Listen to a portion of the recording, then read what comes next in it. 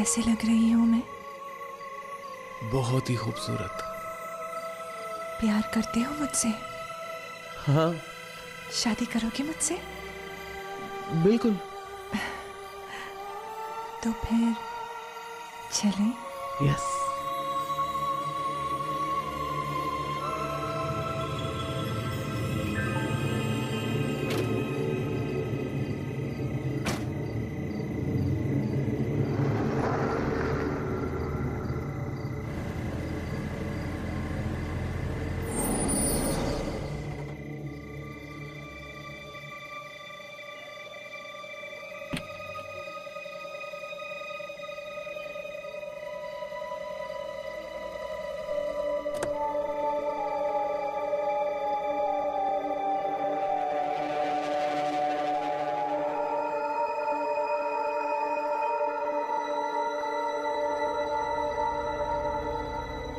Hello. अरे कौन हो भाई? किससे बातें कर रहे हो यार?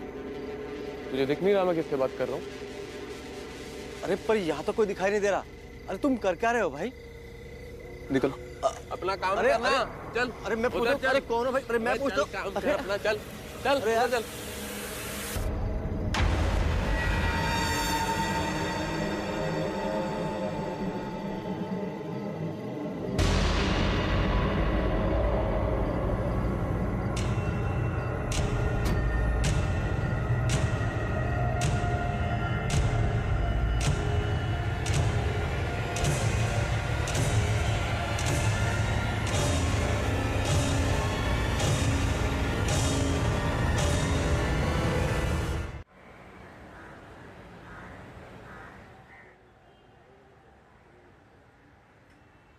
अदिति का कुछ पता नहीं चल रहा है।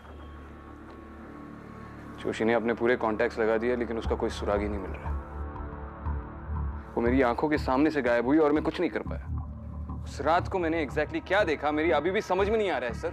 एक पल के लिए मैं I can't make anything of it, sir. मेरे सामने थी वो और गायब हो गया। I can't make anything of this, sir. Vikrant, हमने हॉस्पिटल की फुटेज देखी है। तुमने खुद उस कमरे को, पूरे हॉस्पिटल को 5-6 बार चेक किया, लेकिन कोई क्लू नहीं मिला। शिखा से बात करने के बाद भी हमारे हाथ कोई ठोस सबूत नहीं लग रहा है। शिवानी को खोने के बाद अब मैं अदिति को, ये सब मेरी गलती है सर। मैंने अदिति का ट्रांसफर दिल्ली से यहाँ शैतान चौकी में कराया।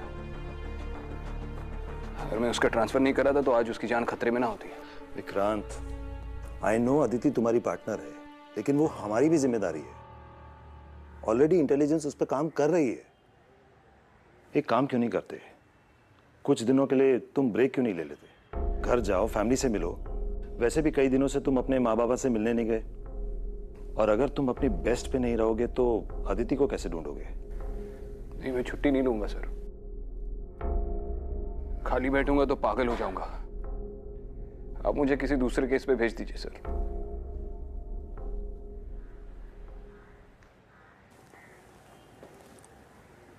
ठीक है, अगर ऐसी ही बात है तो एक केस आया है जिस पे आज से ही तुम काम शुरू कर सकते हो। वाशी स्टेशन के एसआई माल्या इस केस पे तुम्हारा साथ देंगे। तुम उनसे मिलके इस केस के सारे डिटेल्स ले लो। गुड। जी सर। Thank you sir.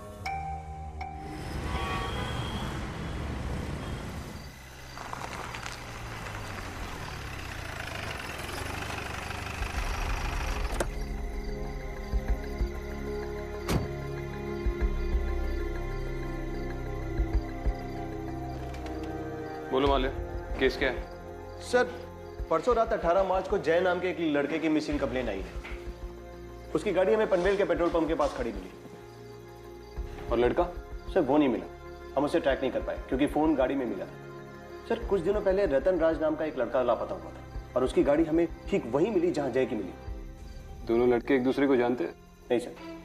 और अजीब बात यह है सर कि परसों रात रतन घर वापस आ गया। उसी रात जब जय गायब हो गया? जी सर।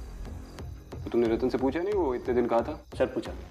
सर यहीं पर केस थोड़ा और अजीब हो जाता है। सर रतन जब से घर वापस आया है तब से ऐसे बिहेव कर रहा है जैसे जैसे हमेशा कोई उसके साथ है। उसके घर वाले बहुत डरे हुए हैं सर। ये उसके केस की फाइल है।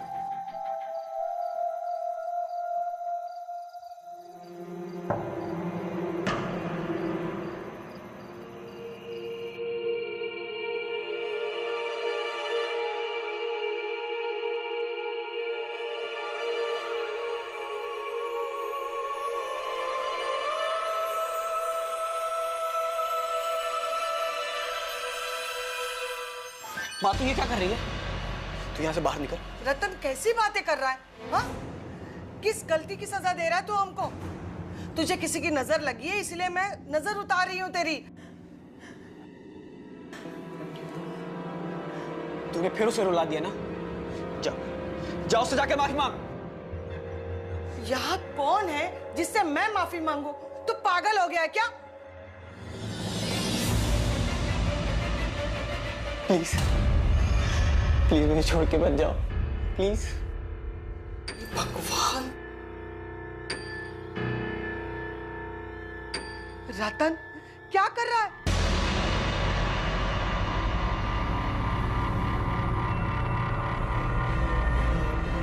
माँ तू यहाँ से बाहर निकल। क्या कर रहा है? तू यहाँ से बाहर निकल। अरे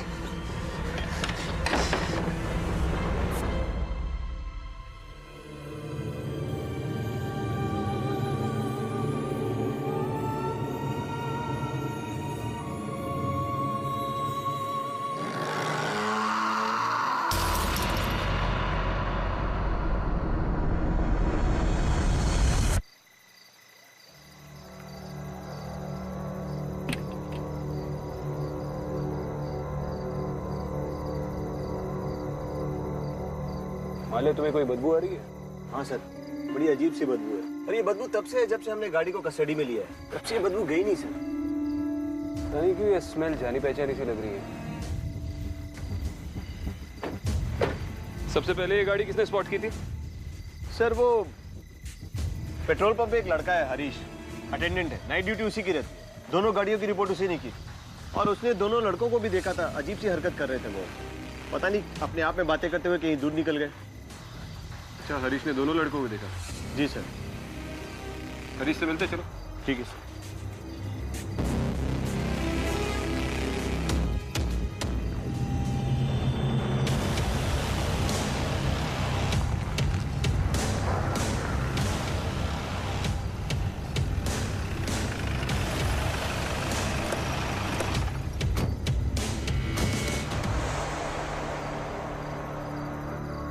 सर यही हरीश है। 18 तारीख की रात को ये लड़का यहाँ पे आया था?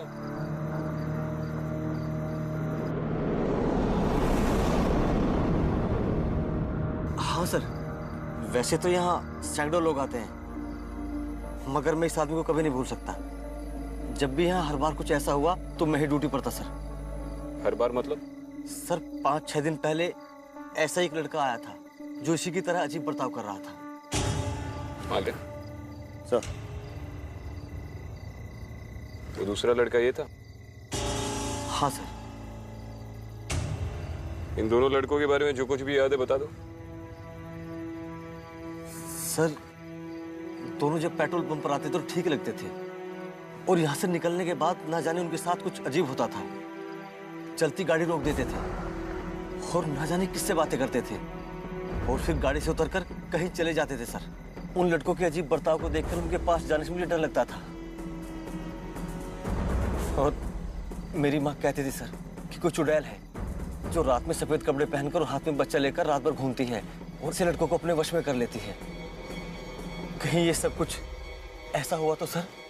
मैंने पूछा तुमसे तुम्हारी माँ क्या कहती थी? कुछ लगेगा तो बुलाएंगे। ठीक सर।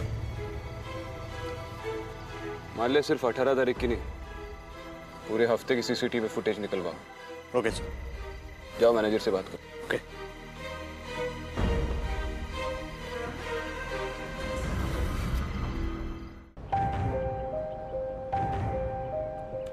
सर 18 का फुटेज रात के 12:20 जय पेट्रोल पंप पहुंचता है। ये देखिए।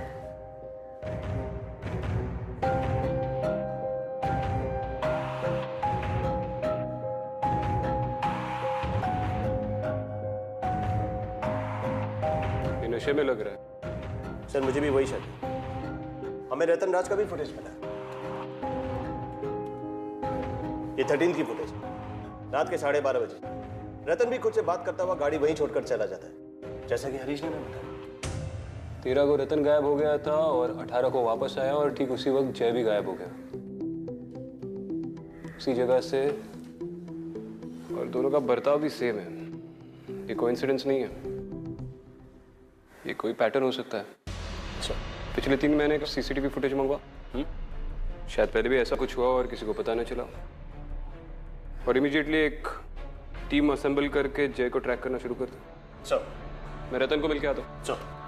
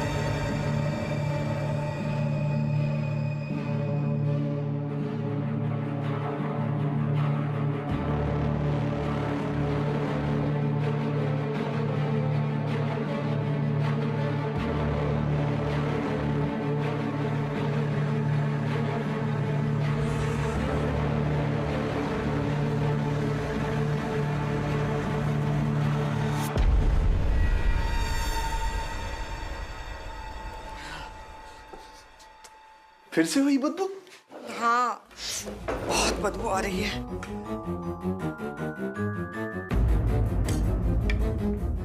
रतन बेटा, आज मैंने तुम्हारी पसंद का खाना बनाया है। रतन,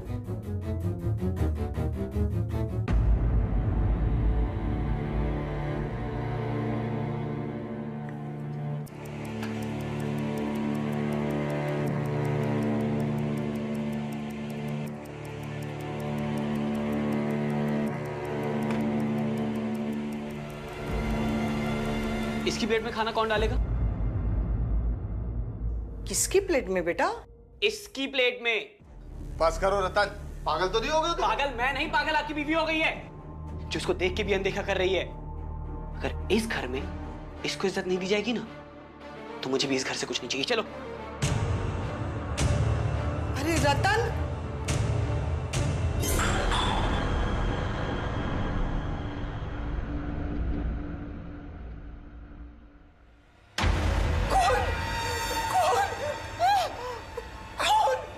क्या हुआ? वो देखिए ना, खून। कहाँ है खून? गाली तो है। अरे देखिए ना, खून है। लगता कोई आया है। मैं देखता हूँ।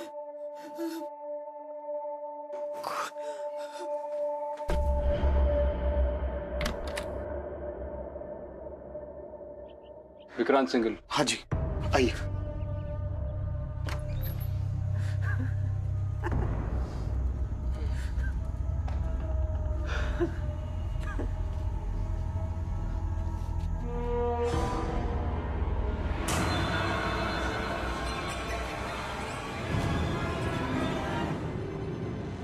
रतन, मैं विक्रांत सिंघल, एसीपी।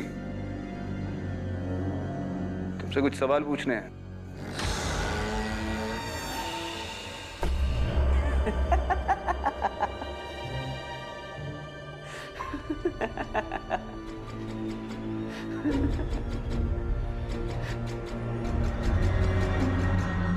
सर, जब से रतन घर वापस आया है तब से ये अजीब सी स्मेल आ रही है। हमने सारे कमरे, कबर्ड सब चेक किए।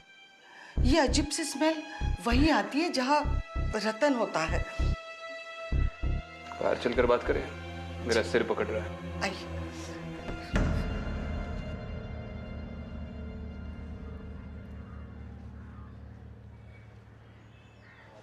आपके बेटे को शराब या ड्रग्स की लत थी? नहीं सर, कभी नहीं। वो ऐसी चीजों से तो हमेशा मीलों दूर रहा है। घर आने के बाद उसने बताया वो इतने दिन कहाँ था, किसके साथ था? नहीं सर, हमने पूछने की बहुत कोशिश की लेकिन उसने कुछ बताया ही नहीं। अचानक हंसने लगता है, अजीब सी हरकतें करने लगता है। हम बहुत परेशान हो गए। हमारे बेटे को क्या हुआ है? फिर से वही बदबू। कोई मामूली बदबू नहीं है। कुछ महीने पहले हमें डॉकयार्ड एरिया में एक छोटे बच्चे की लाश मिली थी। लाश पूरी तरह से सड़ी हुई थी। ये उसी तरीके की बदबू है।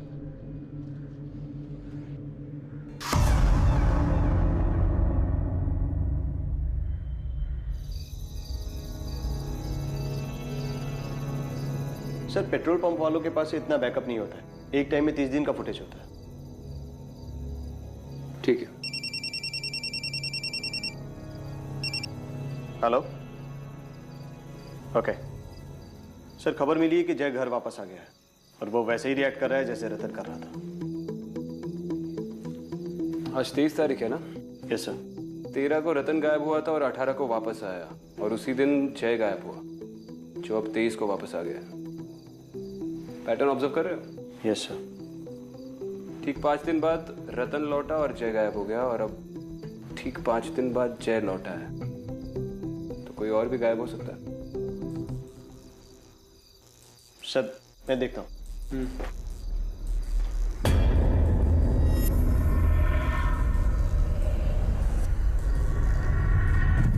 अदिति,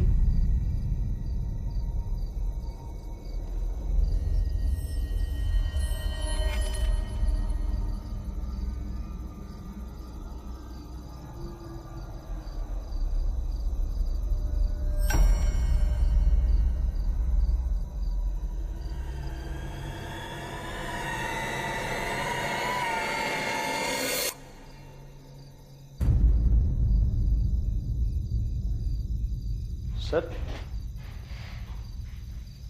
सर अब ठीक है? सर एक बात करनी थी। वो पनवेल पेट्रोल पंप के पास मेरे कुछ दोस्त रहते हैं, मैंने उनसे बात की। उनका कहना है कि वो आधी रात के बाद पेट्रोल पंप की तरफ नहीं जाते हैं, तेंदुए के डर से नहीं, बट भूत प्रेत के डर से।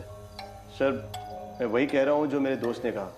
उसका कहना है कि आधी रात के बाद उसने वहाँ पे एक लड़की देखी है, मोहिनी। उसे देख के उसे बुखार हो गया था सर। और वो लड़की खूबसूरत थी, उसके लंबे घने बाल थे, सुरीली आवाज में गाती थी, और उसके बदन से फूलों की खुशबू आती थी।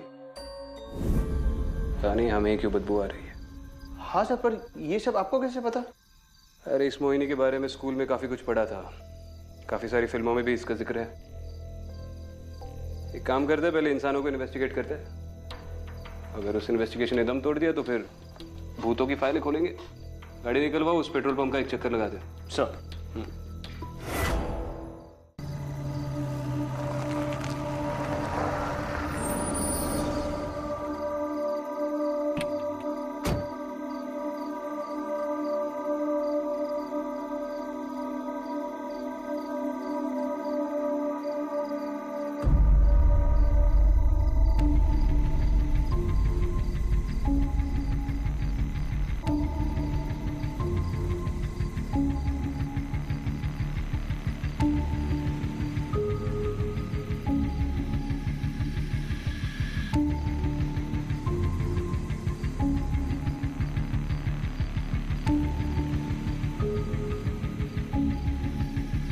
सूरज श्रॉफ,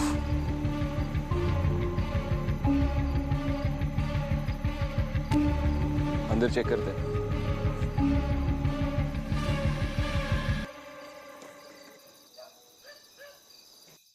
नहीं नहीं, माँ मान जाएंगी, उन्हें बस थोड़ा टाइम लगेगा।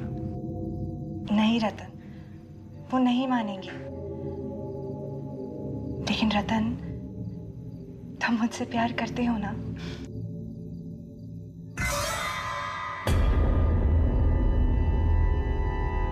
What? मैं ये नहीं कर सकता।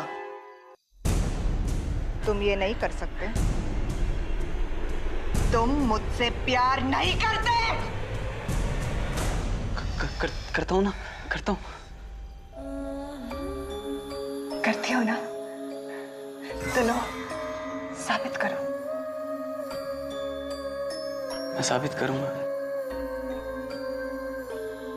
मैं साबित करूंगा।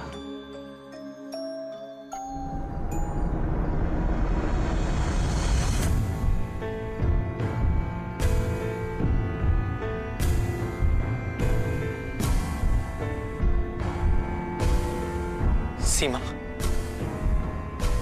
I love you, Seema. I love you.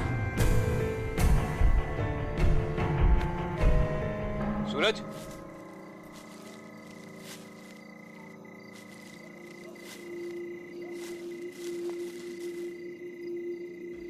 सीमा, मैं तुम्हारे बिना नहीं रह सकता सीमा।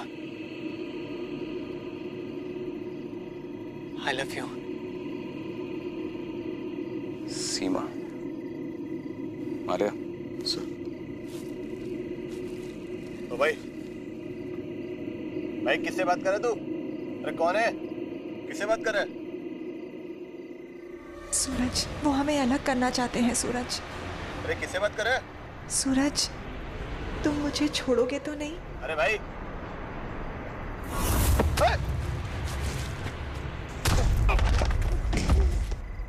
उठा के लेके जाओ इसे।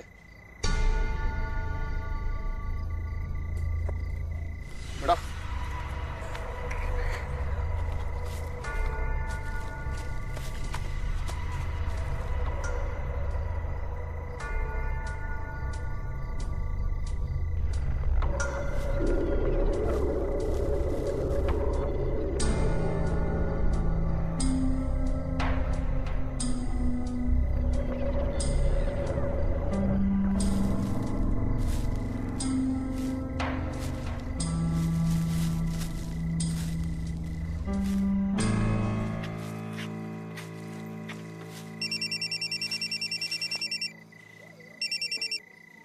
हेलो। ओके सर, खबर आई कि रतन और रतन की माँ की मौत हो गई। लाश उनके घर पे मिली है। हमें वहीं पहुंचना होगा।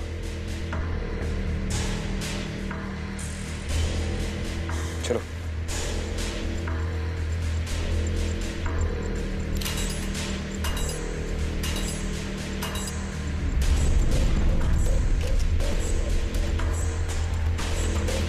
I'm sorry, sir.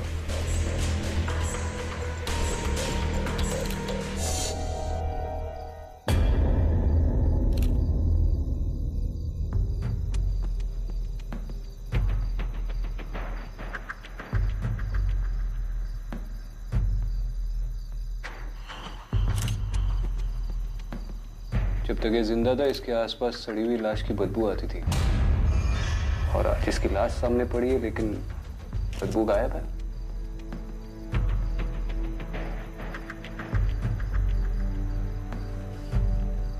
Arya, sir.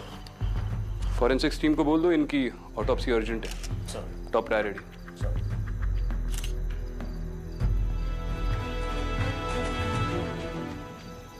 अब बचता है सिर्फ जय। अगर ये कोई पैटर्न है तो जय की फैमिली को इमीडिएटली वार्न करना पड़ेगा। सर।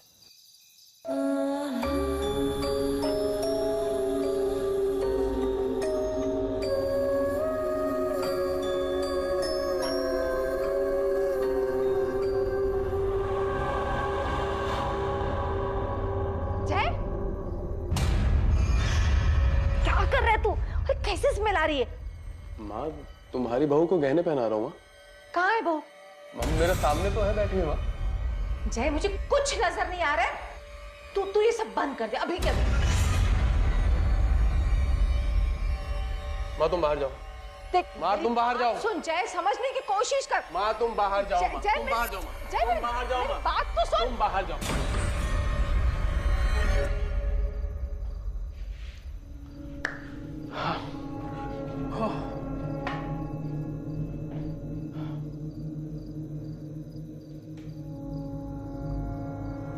कितनी खूबसूरत हो तुम।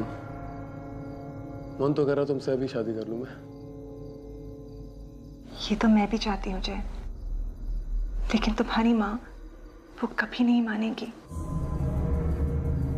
मानेंगी ना, माँ मान जाएंगी। और जय, अगर तुम्हें मेरे और तुम्हारी माँ के बीच चुनना पड़े तो तुम किसे चुनोगे?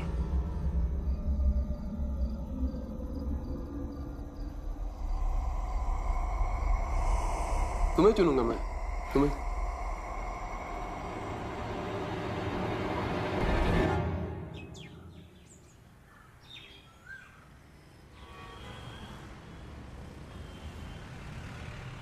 सर, जिस दिन रतन लौटा उसी दिन जय गायब हो गया। और फिर ठीक 5 दिन बाद जब जय लौटा तभी सूरज उस जंगल में घुस गया।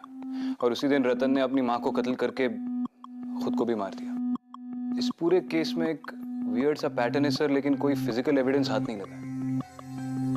ये सारे लड़के एक ही उम्र के हैं और किसी इमेजिनरी लड़की को देखते हैं।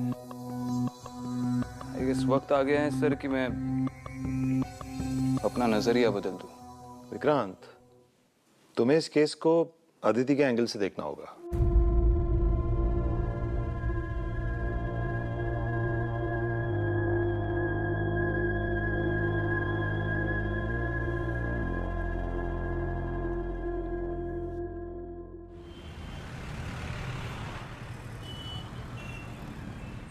मिसेस रोड़े, जय ने आपको बताया वो किससे बात करते रहता है?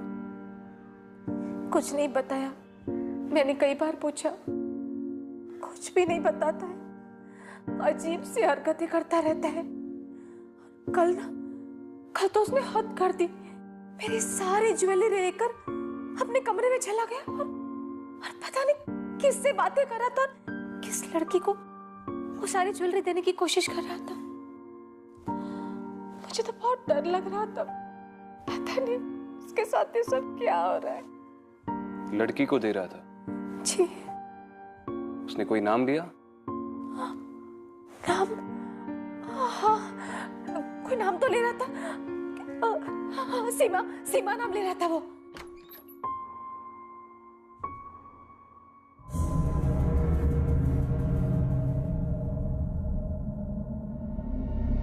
आओ सीमा।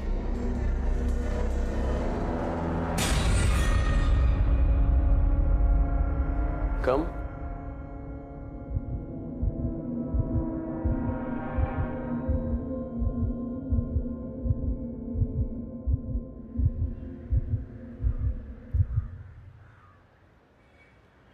मिसेस रोड़े, यूजुअली ऐसे केस में मैं आपको सलाह देता कि आप जय को किसी डॉक्टर को दिखाएं,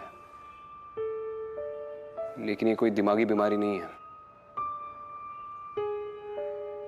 क्या है क्या नहीं है ये अभी मैं आपको नहीं बता सकता।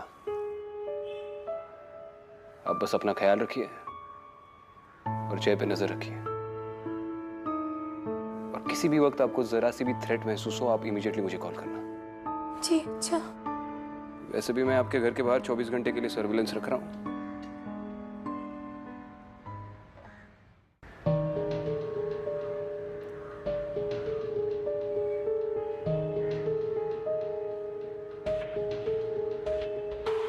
तीनों लड़के, तीनों की उम्र तकरीबन 25 और 28 के बीच। और तीनों को माने सर? तीनों अपनी गाड़ी उस पेट्रोल पंप के पास छोड़कर 5 दिन के लिए उसी जगह पे छुपे हुए थे। सूरज और जय को लग रहा है कि उनके साथ कोई सीमा नाम की लड़की है। इसका मतलब रतन खुद से बातें नहीं कर रहा था, हैल्यूसिनेट कर रहा था। इस एरिया की पिछले कुछ सालों में रिपोर्ट की गई सारी केस फाइल्स निकालो जिसमें सीमा या नाम मेंशन किया हो। सर। सारी case files, accidents, missing persons report, murder case, rape victims, सब कुछ। सर।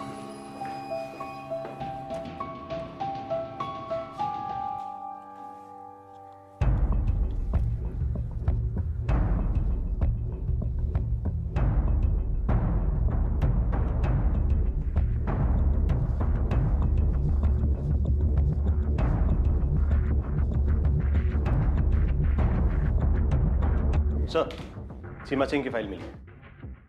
पिछले साल उसकी लाश पनवेल के पेट्रोल पंप के पास वाले जंगल में मिली थी, जहां से हमें सूरज मिला था। बॉडी आइडेंटिफाई किसने की थी? विनय लोखंडे, लड़की का दोस्त था। उसकी कोई फैमिली नहीं थी सर, अनाथ लड़की है। लाश 5 दिन तक जंगल में सड़ती रही। विनय को क्वेश्चनिंग के लिए बुलाओ। सर।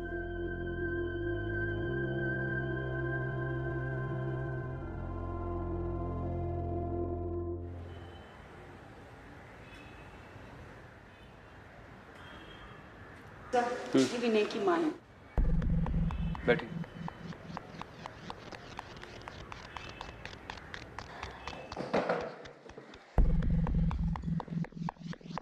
आप लोग मेरे बेटे विनय को क्यों ढूंढ रहे हो? मैं विक्रांत सिंघल, एसीपी। विनय से उसकी दोस्त सीमा के बारे में बात करनी थी।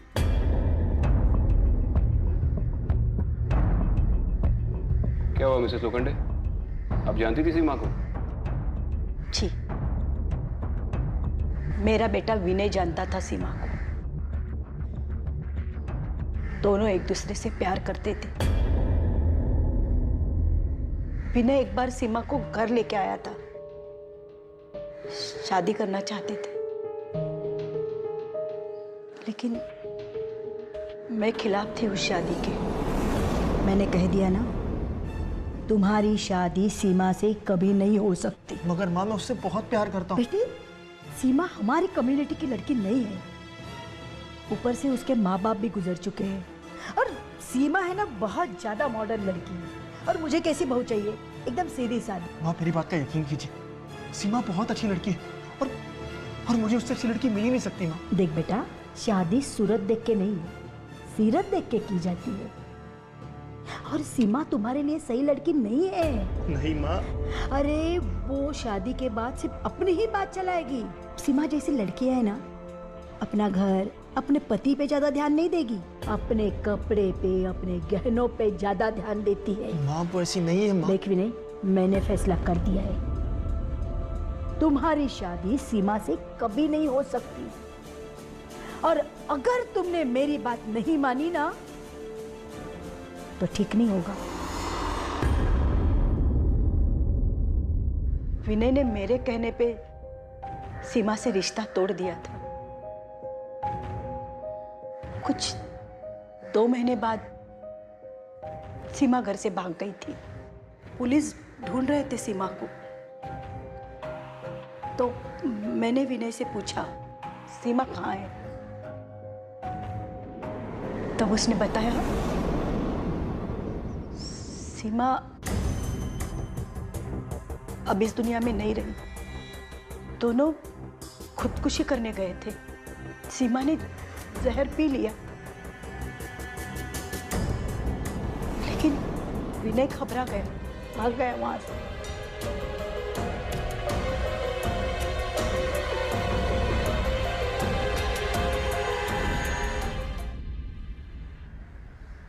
आप लोग पुलिस के पास क्यों नहीं आए? विनय पुलिस के पास जाना चाहता था, सारी बातें बताना चाहता था। मैंने मना कर दिया उसे। डर गई थी सर, उसे जेल हो जाती, लेकिन सजा उसे मिल गई। सीमा के मौत के 1 महीने बाद ही विनय ने आत्महत्या कर ली।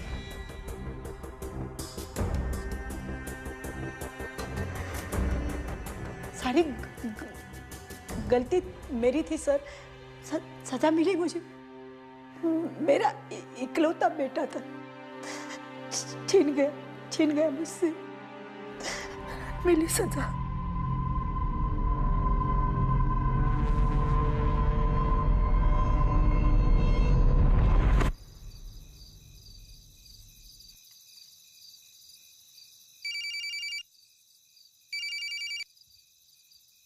हेलो, मिस रोडे, विक्रांत सिंगल बोल रहा हूँ। हाँ जी बोलिए सर। देखिए, मैं जो बोल रहा हूँ वो ठीक से सुनिए। जय अगर सीमा के बारे में कुछ भी कहे तो उसके हाँ में हाँ मिलाना। कहना आप उसकी और सीमा की शादी के लिए तैयार है, आपको कोई हर्ज नहीं है। लेकिन सर, ये सीमा है कौन? वो मैं आपको बाद में बताता हूँ। मैं आपके घर की तरफ ही आ रहा हूँ। और याद रहे, सीमा के बारे में एक भी बुरा शब्द नहीं निकालना। ठीक है।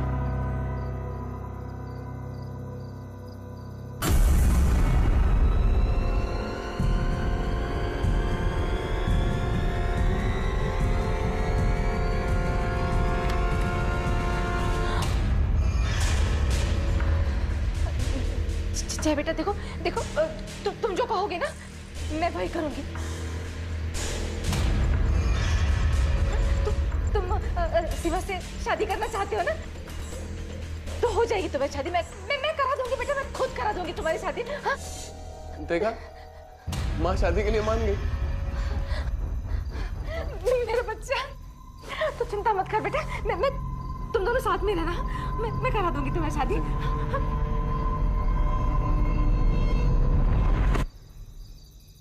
क्या हुआ बेटा? हाँ बेटा, क्या हुआ जय? क्या हुआ? माँ, मुझे अजीब सी स्मेल आ रही है माँ। सब ठीक हो जाएगा, कुछ नहीं होगा, सब ठीक हो जाएगा बेटा, सब ठीक हो जाएगा।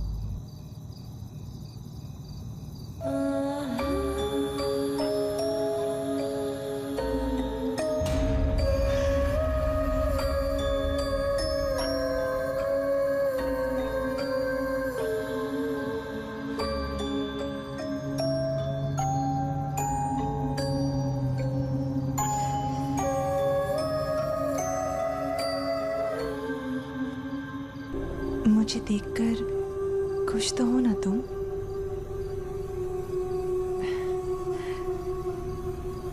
तो बताओ कैसे लग रही हूं मैं खूबसूरत तो हूं ना?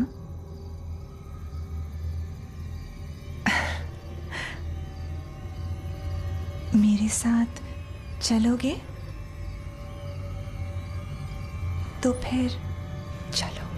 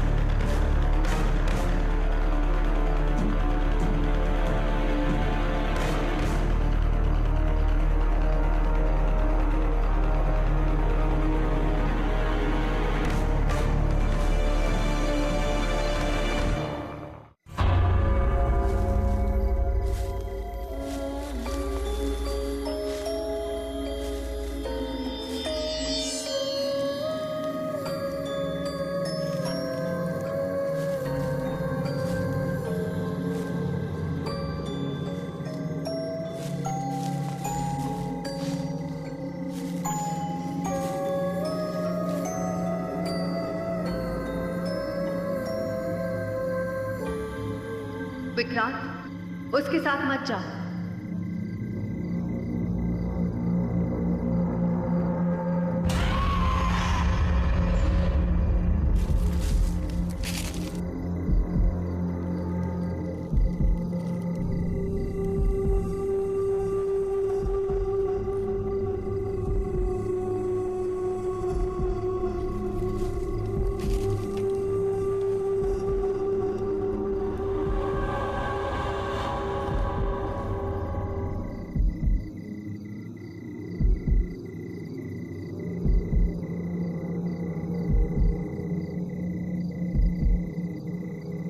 तुम्हारी जान खतरे में, विक्रांत, रुक जाओ।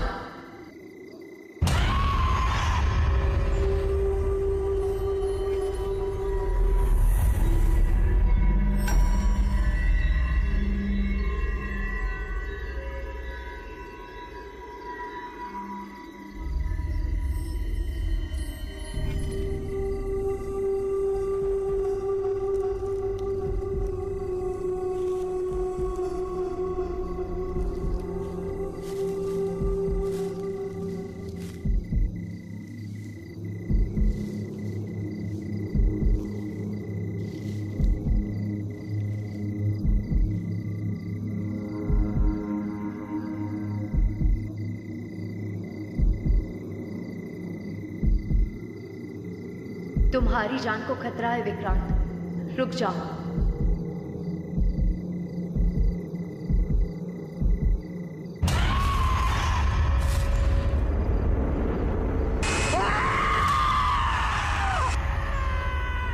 क्या मैं अब तेरे लायक नहीं हूँ? क्या मैं सुंदर नहीं हूँ?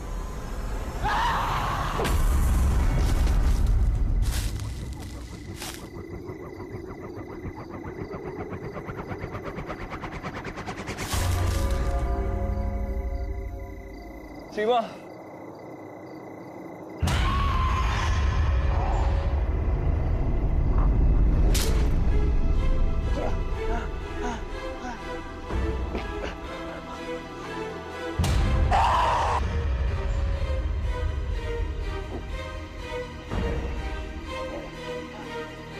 सीमा, मैं जानता हूँ यहाँ क्या हुआ था और तुम किसका इंतजार कर रही हो। तुम विनय की राह देख रही हो ताकि वो आए और तुम अपना बदला ले लो।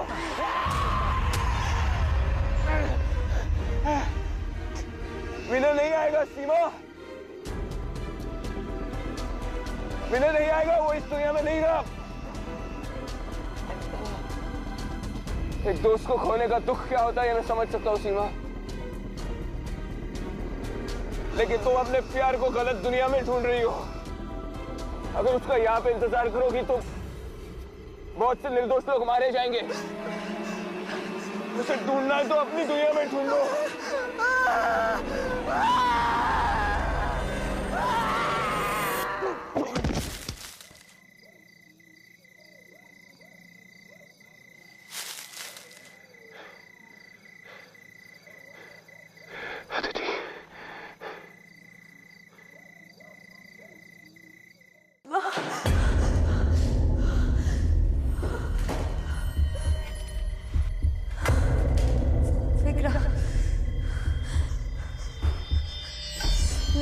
विक्रम